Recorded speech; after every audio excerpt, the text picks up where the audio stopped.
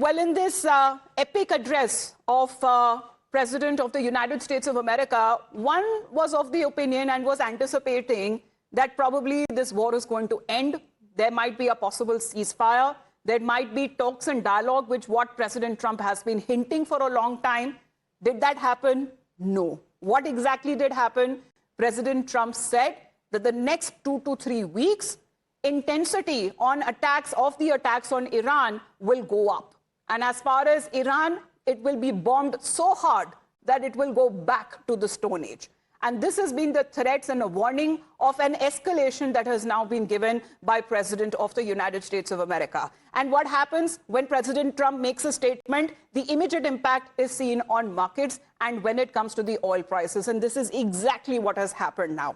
President Trump has now signaled that the oil infrastructure could be the next big target, making it clear that while oil sites have not been hit so far, they've refrained from hitting the oil and energy infrastructure of Iran. However, he's ready to revise and reconsider his decision. He's warned that if there is no deal on the terms and conditions set by the United States of America, then Iran will be bombed, its power plants and critical electric facilities also in the line of fire. In a stark message, President Trump has now indicated that more targets will be hit if negotiations fail, raising a specter of a wider and a far more destructive phase of this ongoing conflict. If there is no deal, we are going to hit each and every one of their electric generating plants very hard and probably simultaneously. We have not hit their oil, even though that's the easiest target of all, because it would not give them even a small chance of survival or rebuilding. But we could hit it, and it would be gone, and there's not a thing they could do about it. They have no anti-aircraft equipment. Their radar is 100% annihilated. We are unstoppable as a military force. The nuclear sites that we obliterated with the B-2 bombers have been hit so hard that it would take months to get near the nuclear dust, and we have it under intense satellite surveillance and control. If we see them make a move, even a move for it, we'll hit them with missiles very hard again. We have all the cards, they have none. It's very important. Well, Major General Rajan Kochhar is joining us here in the studio. Sir, good morning. Group Captain Dr. M.J. Augustine Vinod is also joining us. So good morning to you as well. Sierra also continues to be with us. So Sierra, good evening to you, brother. And thank you for taking out your time with us. Kochhar, sir, what is your understanding as far as this approximately 18 to 20-minute address that President Trump gave to his citizens there? What do you believe? Has there been any change or anything new additions that he's made in his address? Good morning, Amita, and thank you for inviting me to the studio. You see, Trump always does the unexpected, because yesterday's speech or yesterday's interaction, what Trump was putting on Truth Social, and today what he has spoken is at variance to each other.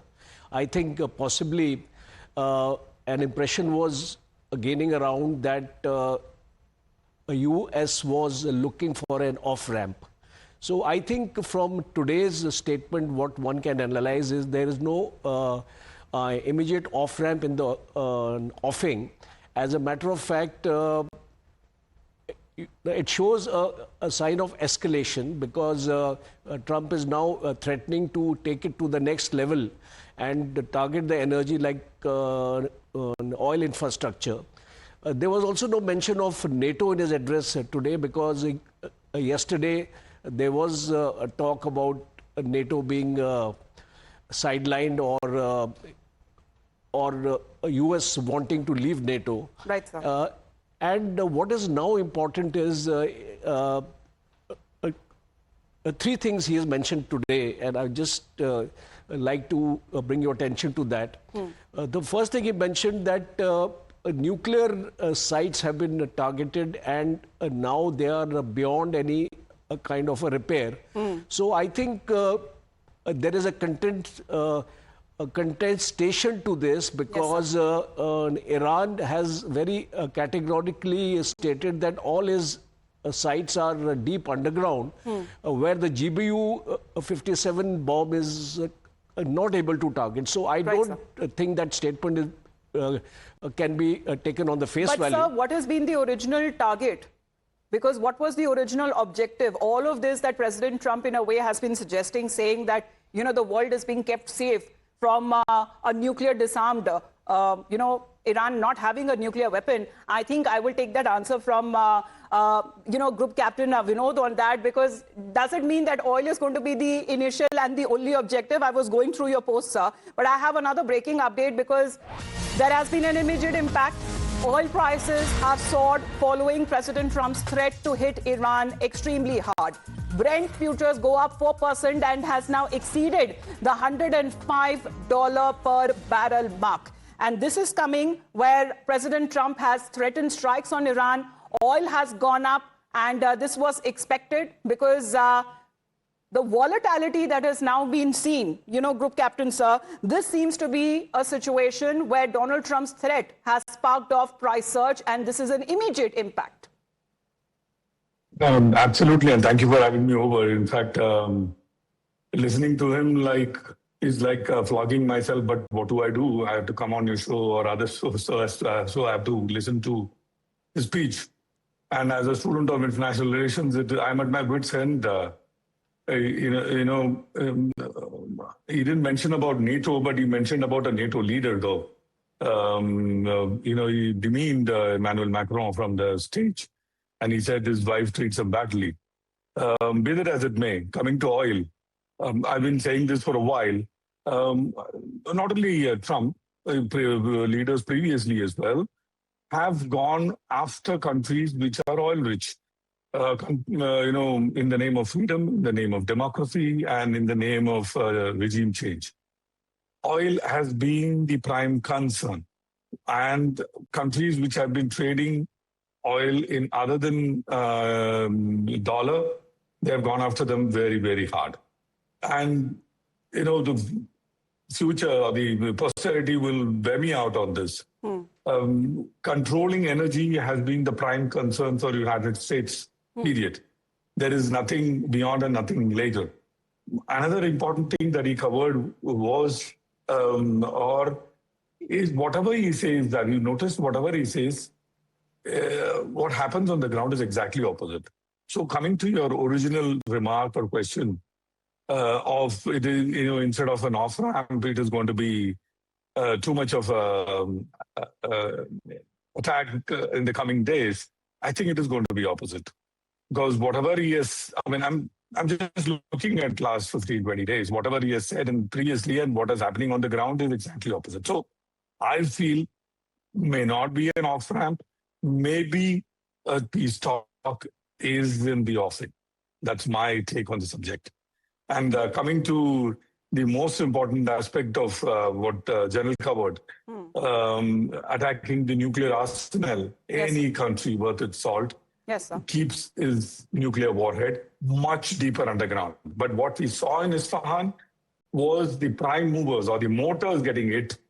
That is for sure. So the delivery mechanism, but he did as we mention can see it nuclear on the dust, screen. sir. So is there any, you know, when it comes to a threat of any radiation or something, then what is the IAEA doing in this case?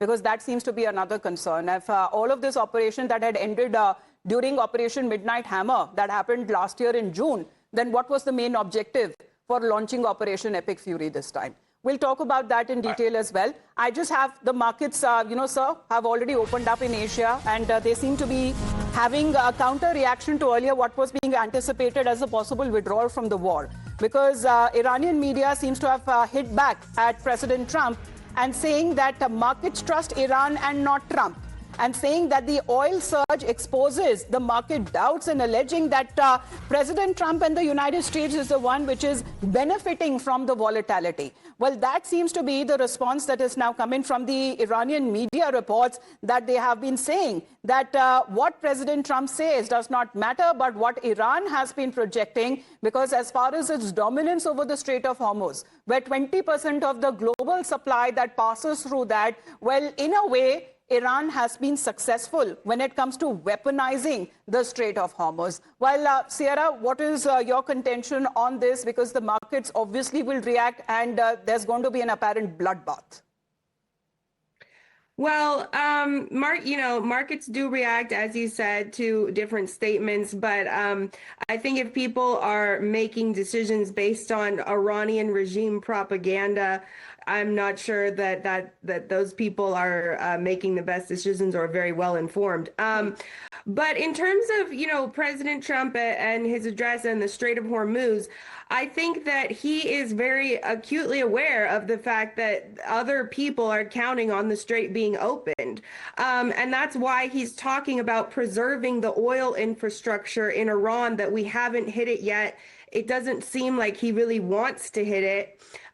Because at the end of the operation in, possibly 2 to 3 weeks, as he mentioned, the Iranian regime, whoever, he's negotiating with, will hopefully want to start selling oil. I mean, not hopefully, they will want to start selling oil. So that is, even that calculation is a point that President Trump is very sensitive to these other countries and their oil needs, despite the fact that they have not participated at all. It's a small price to pay for strait. peace. I mean, if that is the sensitivities that President Trump has been, and also, when it comes to propaganda, that is subjective. When it comes to what Iran has been saying and what the United States and Israel has been saying in this case. But as I said, markets in Asia have opened up and it is not looking good. Let's get this breaking update. As far as South Korean market is concerned, Kospi is now already down by 3.5% after President Trump's comments on Iran war. And the stock markets in Japan is also down by 1.80% after President Trump's speech. So as far as the pre-opening is concerned in India, that will happen in about an hour's time from now. But this is going to be kind of wave of this. The sea of red is something that is now also expected when it comes to the Indian markets as well. Well, this is going to be anticipated right from the markets as they are now opening. In Asia, well, Kochar sir, this was expected. Indian markets will also have a similar kind of, reaction. Yes, Amita, I don't see any different reaction from the Indian market, because if you look at the previous happenings also and the presidents also, that whenever these international markets are getting impacted, the Indian market also gets impacted. So I see when at 9 in the morning, when the markets are going to open, there is going to be a sharp decline around 3 to 4%, I expect, on the initial announcement. And there was an expectation, like, why people are disappointed is that there was an expectation after yesterday that Trump may announce something like a period to end the conflict, like he has been actually saying 3 to 4 weeks. But there was no announcement of that kind. So that hurts the sentiments of the market, because markets react to a situation of stabilization of the war. But in case this war is not stabilizing, and as per the statements of Trump in the morning, it seems that this war is going to be prolonged. So I don't think that sentiment works very well with the market as such. So I will definitely see there will be a negative impact on the market in the morning. Absolutely, and this is what we are looking at. Even Hong Kong's Hang Seng Index has opened 0.5% lower after the address, while what is being said that China's CSI 300 remains largely unchanged. So, Group Captain, sir, when we look at the cascading effect, especially when it comes to the markets there, how that we make sure as far as when it comes to the burden is concerned, because so far India seems to be in a relatively, in a stable position. But there are short, medium, long-term measures as well, because if this war is expected to continue, if US in the next 2 to 3 weeks decides to withdraw, Israel is not of the same opinion. What happens next, sir? Absolutely. In fact, two things are very, very clear. World is realizing the India's approach of common man first is the way to go. There is no other way to go. And if you have your other interests above common man's interest, eventually your economy will suffer, your markets will suffer. The suffering of other countries in terms of a percentage, not in the absolute terms, has been much more than, if you noticed, in last 1 week of India. So That said, what is of importance is that people should not take whatever Trump says on face value, because more often than not, military has been using Trump as a kind of a ruse, as a kind of what is not coming in executing this war. And he said that very clearly. If everything goes well, I will take the credit. If it goes kaput, then I'll blame it on J.D. Vance. So J.D. Vance is talking in the background. That through your channel, I must say before we open up today. Hexet. Yeah, and things will fall in place. I mean, if Trump says war, and I think he means peace, quote unquote. So J.D. Vance will come through. And I put a lot of time and money on J.D. Vance than Trump. Not only me, most of the world, and probably well, they have been already declaring victory, sir, because multiple posts by the Trump administration, they have been saying back to the Stone Age. Well, that seems to be the highlight, and back to the Stone Age has been a very popular term with the US presidents in the past as well. Let's, in the meantime, also take a look. Global oil prices surge, and what we are looking at, countries, developed countries, are now announcing fuel tax cuts. And this is now coming in from Australia, where Prime Minister Albanese has announced that there is going to be another cut in fuel tax, and Australians will be able to now save a total of 32 cents per litre. And this decision has been taken when oil prices have been soaring amid the war. So this is an announcement coming in from the Australian Prime Minister, Anthony Albanese, who had previously urged his citizens to reduce the fuel use. And as the country is preparing for economic challenges, he's been advocating public transit and has been also cautioning against panic buying amid high energy cost and stemming from this Iran-US conflict as well. But when it comes to mitigating the impact of the record high energy costs, well, fuel tax reductions is something that Australia seems to be implementing. Kochhar sir, that seems to be an effort and a way. I mean, if we talk about the developed nations taking up such measures, sir, what happened to those countries who are squarely dependent on the Strait of Hormuz? You see, what is happening today is that countries like India have got reserves. South Korea has got reserves. Japan has got reserves. But those reserves are only for a limited time. And countries like Pakistan or, as you mentioned, other countries, they have practically no reserves. So where do they go? Because the oil is not going to come. So they are going to ration their oils.